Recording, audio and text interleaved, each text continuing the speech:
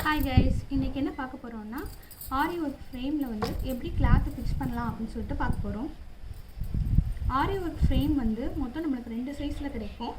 ஒன்று வந்து 16 inch frame, இன்னொன்று வந்து 18 இன்ச் ஃப்ரேம். நான் வச்சுருக்கிறது வந்து 18 இன்ச் ஃப்ரேம். இதை எப்படி நீங்கள் வந்து கண்டுபிடிக்கலாம் இது 18 இன்ச் ஃப்ரேம் அப்படின்னா,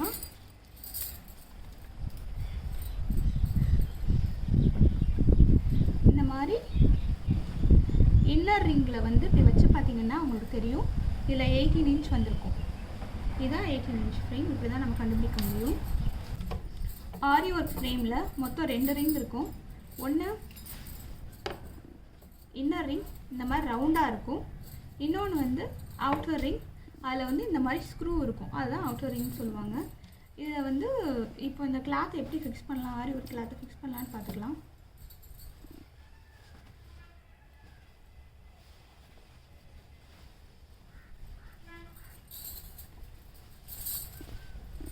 இந்த மாதிரி இன்னர் ரிங்கை வந்து நான் கிளாத்துக்கு கீழே வச்சுருக்கேன். அதுக்கு மேலே இந்த கிளாத்தை போட்டிருக்கேன். அவுட்டர் ரிங்கை அதுக்கு மேலே இந்த மாதிரி வைக்க போகிறேன். வச்சு இந்த மாதிரி புஷ் பண்ணோம்னா உள்ளே போயிடும்.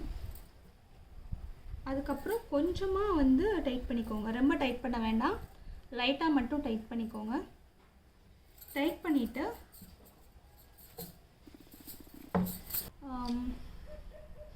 அது மாதிரி எனக்கு வந்து என்னென்னா நூல் இலைகள் வந்து இப்படி இருக்குது.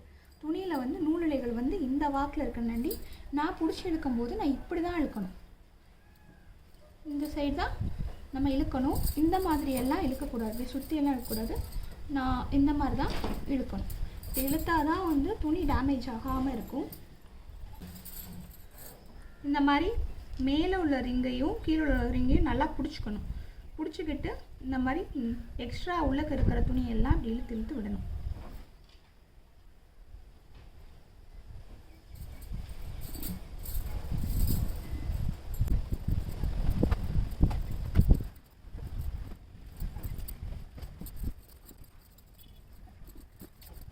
இந்த மாதிரி ஓரளவுக்கு நீங்கள் வந்து துணி உள்ளக்குள்ளே எக்ஸ்ட்ரா துணி எடுத்ததுக்கப்புறம் மறுபடியும் நீங்கள் வந்து டைட் பண்ணிக்கணும். மறுபடியும் கொஞ்சம் டைட் பண்ணிவிட்டு மறுபடியும் மிச்சம் இருக்கிற எக்ஸ்ட்ரா துணி அது எல்லாத்தையும் இழுத்து விட்டுக்கணும்.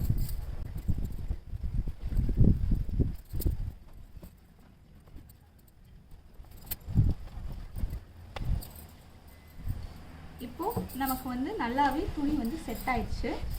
கடைசியாக நம்ம என்ன பண்ணணும், நல்லா டைட் பண்ணிவிட்டு டைட் பண்ணும்போது இதை அப்படியே பிடிச்சிக்கணும். இதை தான் நம்ம சுற்றணும். டைட் பண்ணிட்டோம்னா இந்த மாதிரி நல்லா ஃபிட் ஆகிடும்.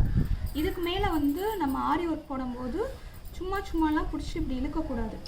அப்போ என்ன ஆகும்னா துணி வந்து டேமேஜ் ஆகிடும். அங்கங்கே வந்து ஒரு மாதிரி கேப்பாக இருக்கும். அது நல்லா இருக்காது. ஸோ அதனால் வந்து அடிக்கடியெல்லாம் பண்ணக்கூடாது. முதல் தடவை செட் பண்ணும்போதே ஆரி ஒர்க் ஃப்ரேமில் வந்து துணியை கரெக்டாக செட் பண்ணிவிடுங்க. அதுக்கப்புறம் எடுக்கும்போது வந்து அதை லூஸ் பண்ணிவிட்டு எடுத்துருங்க. அது மாதிரி ஆரி ஒர்க் ஃப்ரேமில் நீங்கள் துணியை கரெக்டாக செட் பண்ணிட்டீங்கன்னா இந்த மாதிரி தட்டினா ஒரு சவுண்ட் கேட்கும். அப்படி சவுண்ட் கேட்டால் தான் நீங்கள் கரெக்டாக துணியை செட் பண்ணியிருக்கீங்கன்னு அர்த்தம். ஆரி ஒர்க் ஃப்ரேமில் ஏன் நம்ம வந்து துணியை கரெக்டாக செட் பண்ணணும் அப்படின்னா, அப்போ தான் நம்மளால் நீட்டாக வந்து ஒர்க் போட முடியும்.